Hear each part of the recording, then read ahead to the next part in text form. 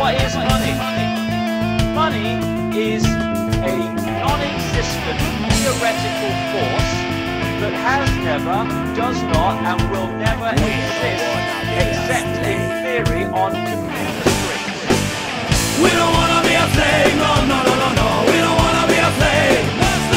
We don't want to be a slave, no, no, no, no, no. We don't want to be a slave.